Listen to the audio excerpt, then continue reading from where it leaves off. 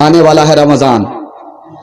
جب رمضان آتا ہے تو سارے مسلمان بیٹھتے ہیں مسجد کی کمیٹی والے اور کہتے ہیں کہ اس حافظ کو لاؤ جو سپر فاسٹ ہو. ایک سپر فاسٹ حافظ آیا. اس سے کہا کتنے دن میں ختم کرو گے؟ کہا کہ 3 دن میں بس سیدھا دلی پہنچا دوں گا, اس سے پہلے رکنے کا کوئی نام نہیں ہے. بولا کہ یہ حافظ ٹھیک ہے 3 دن میں ختم کر دے گا. پہلے دن تراویح ہوئی 10 پارہ ہو گیا. یعلمون تالبون یعلمون تالبون یعلمون تالبون 1 گھنٹے میں 10 پارہ. لوگ بڑے خوش ہوئے, کیا حافظ ملا ہے, یہ تو راجدھانی کا باپ ہے. دوسرے دن 20 پارے ہو گئے. تیسرے دن 30 پارے مکمل ہو گئے. اب حافظ صاحب کہتے ہیں کہ بھائی مٹھائی بانٹ دو. تراویح ہو گئی. ایک آدمی بیچ میں تیسرے دن ایسا آ گیا اس کو سورہ یاسین یاد تھی.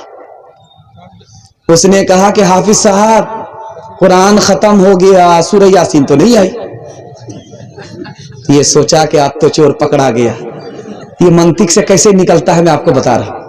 یہ کہتا ہے کہ تم بھی عجیب آدمی ہو, سورہ یاسین کہیں زندہ پر پڑھی جاتی ہے, وہ تو مردہ پر پڑھی جاتی ہے, اس لیے میں نے چھوڑ دیا. اگر میں پڑھ دیتا تو تم سب کے سب مر جاتے, کوئی زندہ نہیں بچتا.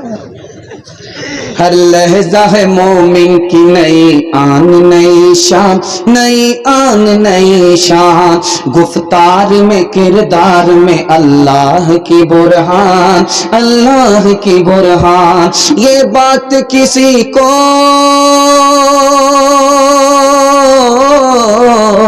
یہ بات کسی کو نہیں معلوم کہ مومن قاری نظر آتا ہے, حقیقت میں ہے قرآن, حقیقت میں ہے قرآن.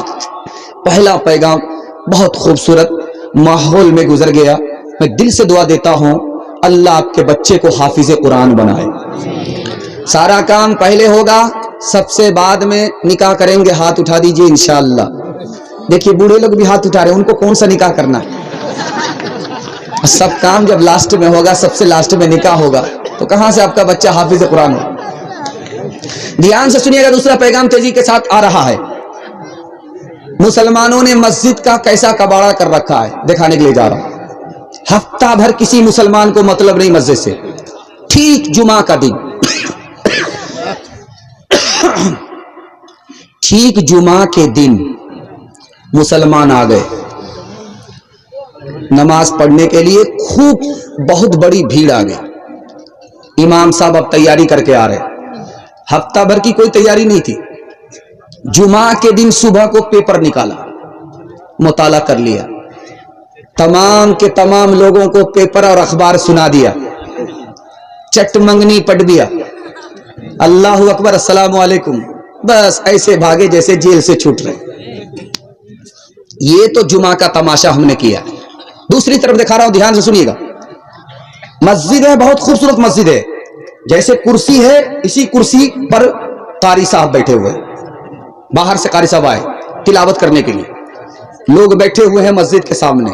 ادھر دیوار ہے, ادھر دیوار ہے, پیچھے دیوار ہے. سامنے قاری صاحب بیٹھے تلاوت کے لیے. تو ایک صاحب یوں بیٹھے ہوئے ہیں, یوں پیر پھیلائے ہوئے. دوسرے صاحب یوں ٹیک لگائے ہوئے, یوں پیر پھیلائے ہوئے. قرآن کا تماشا.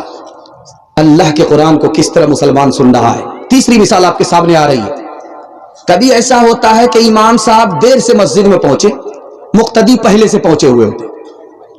اب 15 منٹ پہلے پہنچے, بیڑی اور حکا کا موقع نہیں مل رہا ہے. ادھر سے کھجلی, ادھر سے کھجلی, ادھر سے کھجلی, ادھر سے کھجلی.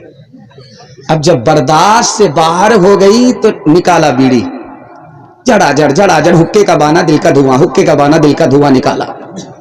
اب جب امام صاحب آئے اس بیڑی کو پھینکا, اسی حال میں اللہ کے سامنے کھڑے ہو گئے.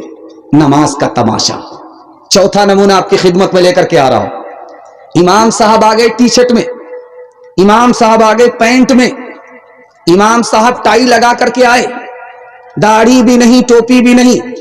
ٹوکنے والے مقتدی نے کہا تم کیسا امام ہو, ٹی شرٹ پہن کر کے نماز پڑھا رہے ہو, داڑھی بھی نہیں, ٹوپی بھی نہیں. تو کیا کہتا ہے, اگر اس زمانے میں نبی بھی پیدا ہوتے تو وہ بھی ٹی شرٹ پہنتے.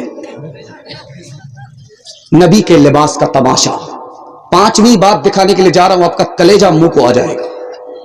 آپ نے دیکھا ہوگا کہ مسجد میں منبر ہوتا ہے, جس میں خطبہ دیتے امام صاحب.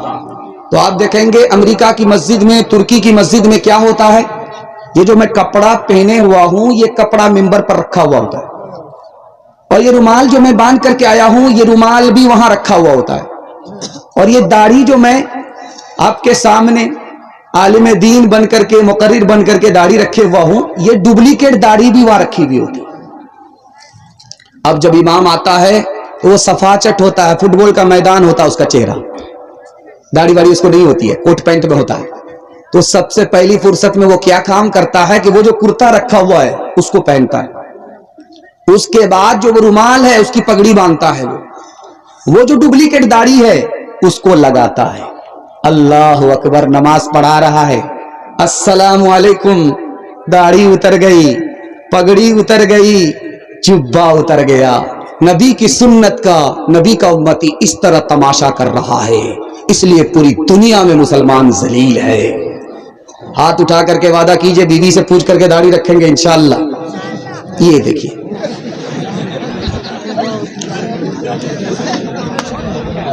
ایک آدمی نے کتاب میں پڑھا تھا جس کی داڑھی لمبی ہوتی ہے وہ بے وقوف ہوتا ہے، اور جس کا سر چھوٹا ہوتا ہے وہ بے وقوف ہوتا ہے. کتاب میں پڑھ لیا تھا، پتہ نہیں کہاں پڑھ لیا، تو اس کی ایک بالشت داڑھی تھی، ایک بالشت سے بھی باہر جا رہی تھی. اس نے سوچا کہ کیسے داڑھی کو چھوٹا کریں، قینچی تلاش کیا، قینچی کہیں نہیں ملی. تو سوچا کہ داڑھی تو چھوٹی کرنی ہے ورنہ لوگ بے وقوف سمجھیں گے. تو چراغ جل رہا تھا، مٹھی میں داڑھی لے لیا، سوچا کہ جو مٹھی سے باہر ہے اس کو جلا دیتے، جو بچ جاتی ہے اس سے مجھ کو سرٹیفکیٹ مل جائے گا کہ میں بے وقوف نہیں ہوں، عقل مند. تو جو آدمی زیادہ ہوشیار بنتا ہے اس کو 3 جگہ پخانا لگتا ہے. یہ زیادہ ہوشیار بن رہا تھا، داڑھی کو ہاتھ میں لے کر کے جو داڑھی باہر جا رہی تھی اس کو چراغ سے سٹایا. جب داڑھی جلنے لگی اور آگ جو ہے انگلی سے سٹ گئی تو یہ ہاتھ چھوٹ گئی، ہاتھ چھوٹا. اب کیا تھا، داڑھی چھوٹی کرنے کے چکر میں موٹی داڑھی بھی چلی گئی، پتلون کے چکر میں لنگوٹی بھی چلی گئی. انشاءاللہ نبی کی سنت کو زندہ کیجئے، میں گارنٹی لیتا ہوں اللہ دنیا کی سربلندی، آخرت کی سرفرازی آپ کو عطا فرمائے گا. ہاتھ اٹھا کر کے وعدہ کیجئے نبی کی سنت کو زندہ کریں گے انشاءاللہ. ہنود و نصارا کا کیوں تھوک چاٹا کہ موچ تو لمبی ہے داڑھی کو کاٹا. محمد نے محشر میں جو پوچھ ڈالا، بتا عیب سنت میں کیا تو نے پایا، بتا عیب سنت میں کیا تو نے پایا. تماشائی مت بن خبردار ہو جا، ابھی وقت فرصت ہے بیدار ہو جا. آپ لوگ تھکے نہیں ہیں، محبت میں سن رہے ہیں، اللہ اس محبت کو سلامت رکھے. دعا دیتا ہوں دل سے اللہ آپ کی ہر مشکل کو آسان فرمائے.